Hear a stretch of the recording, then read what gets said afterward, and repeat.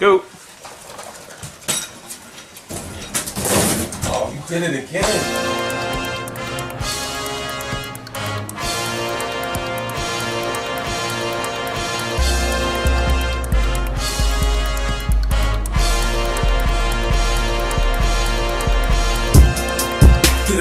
Welcome back to Guards and Grill Boxing, baby!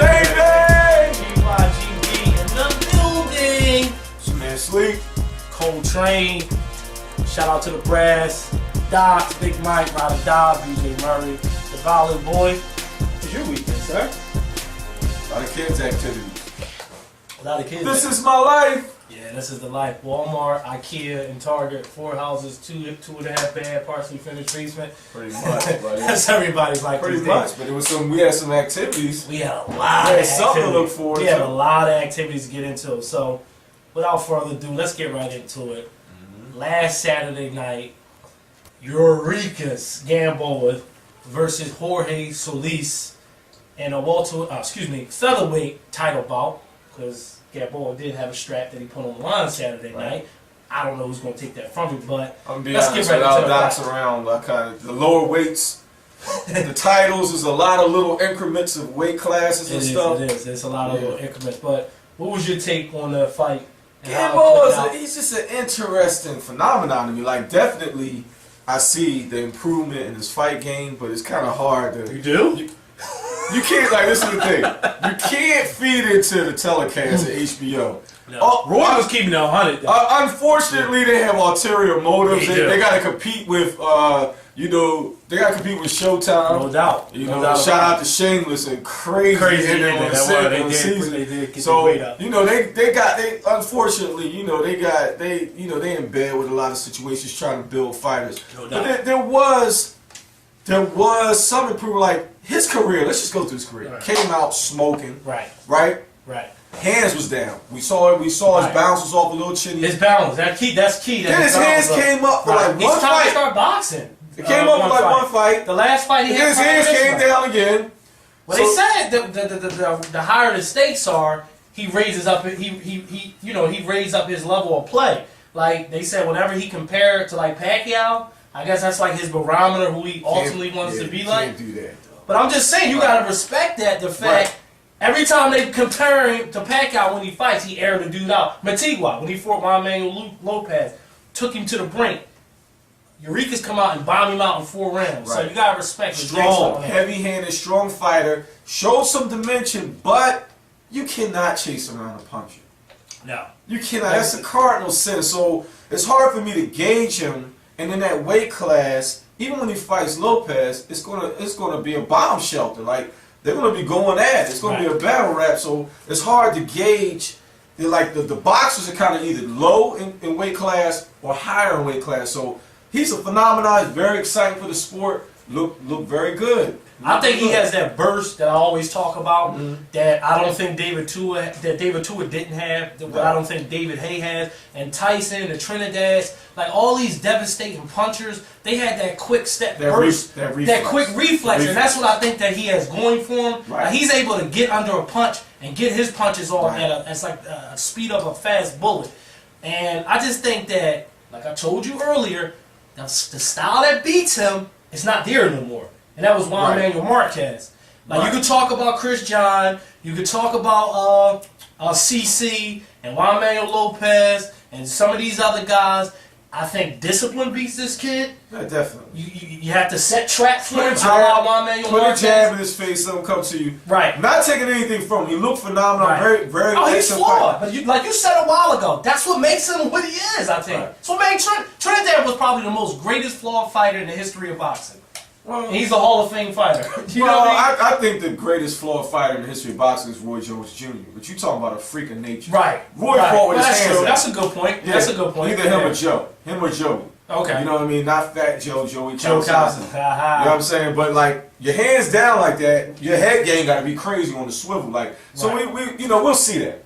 Right. So what do you think is going to happen? Obviously, they don't want to put they're two cash cows, and like you said, your two pit bulls, the knowledge you drew. He did it before. No disrespect, Peter. We don't want no trouble, but like you said with Cotto and Margarito. He did it before. Bob. Yeah, but he makes money off of Juan Manuel Lopez. Bob seemed to settle down. He seemed like he was ready to just light the house on fire. Lopez won it though.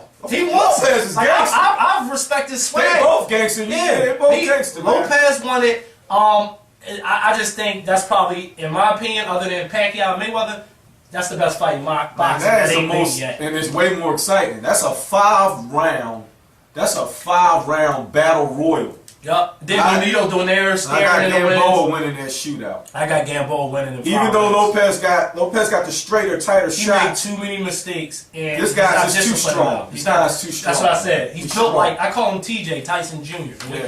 His whole demeanor. Moving right along. We got a busy, action-packed Let's highlight that card. Tion Kennedy. From local Philadelphia, friend to the show. Who will be on the radio show. Yeah, he'll be on the radio show yesterday. Yesterday he was on the radio show. That's right. Yesterday he was on the radio show. Welcome to technology. He had a nice knockout.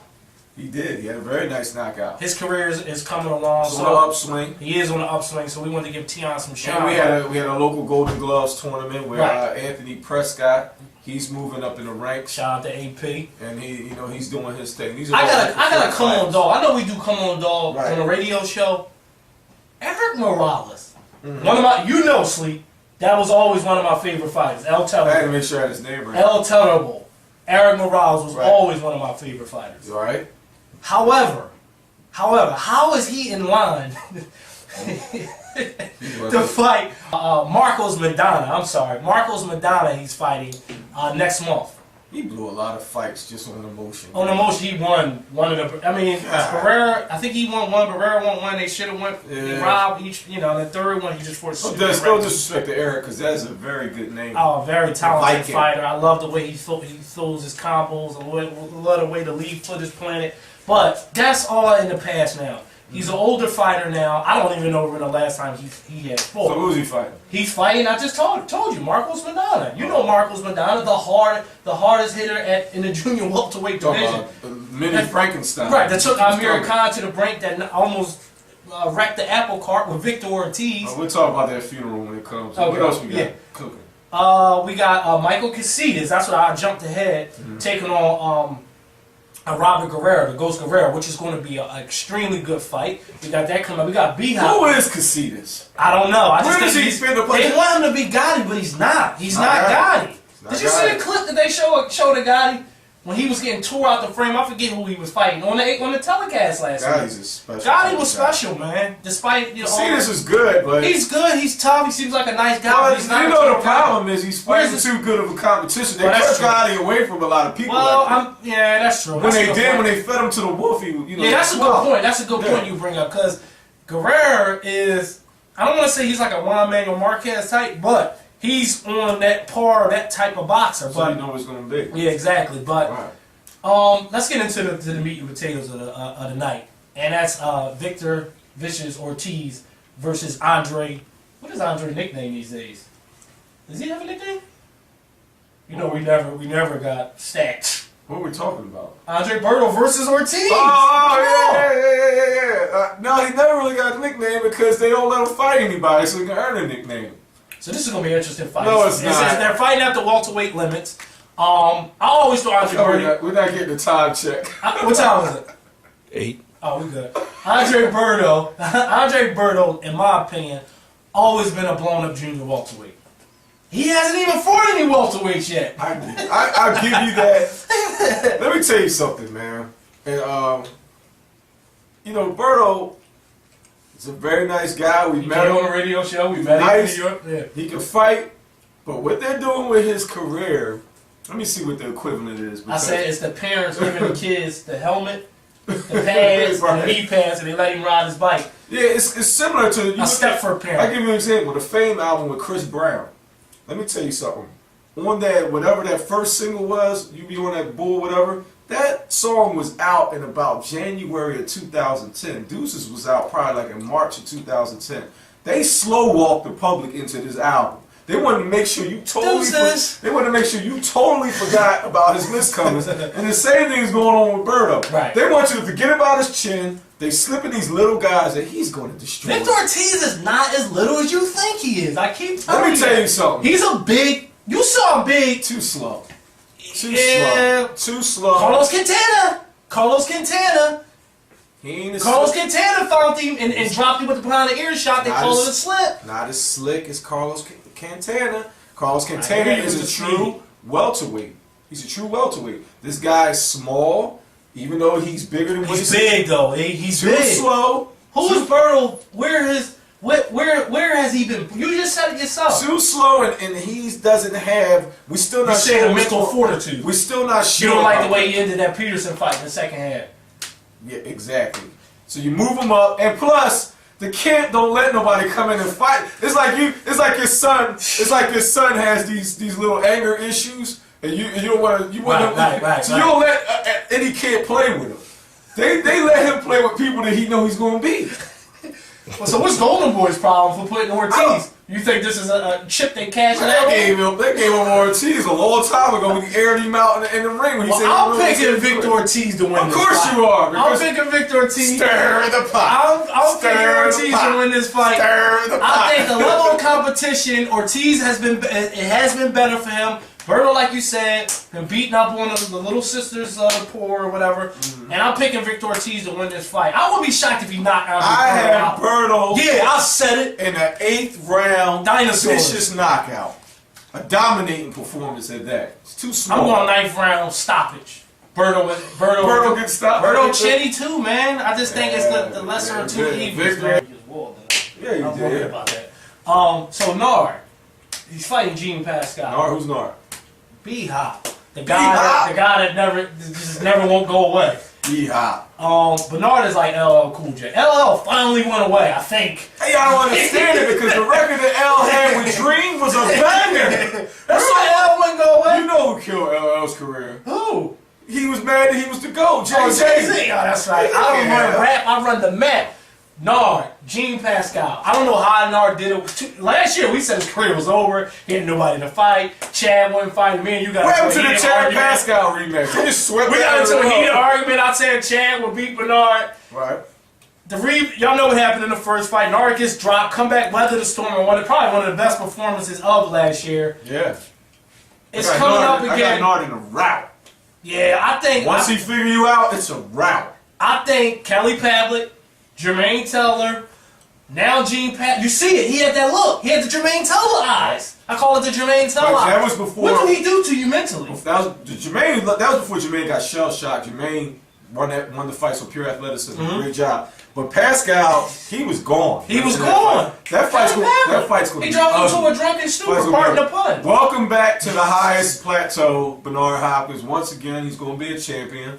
And like I always said, I got Bernard over Chad because that whole mental fortitude thing. I don't think these guys can deal with a guy, as Teddy Atlas would say, a guy who's been in prison, a guy who's been there, a guy who's seen things that you haven't seen. Only one guy left in boxing, I think, can do some of the things Bernard. Why is Bernard That's Andre Ward. He's crafty. You can't teach that. Eric Morales is obviously probably fighting for money. Right. The Holyfield's probably fighting for money. Bernard lives in Shane Mosley fights for money. He got to gin and juice. We can find Bernard anywhere. Right. You know, he lives in Delaware, the lowest taxes in the nation. He shop at Costco's.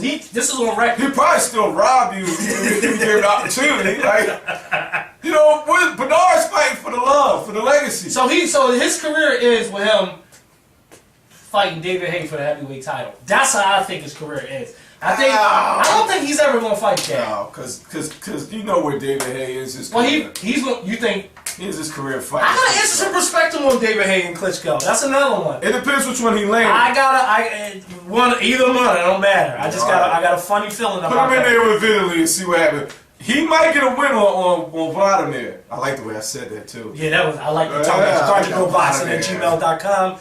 GYGBoxing.com. Oh, we on Twitter and Facebook. Vladimir.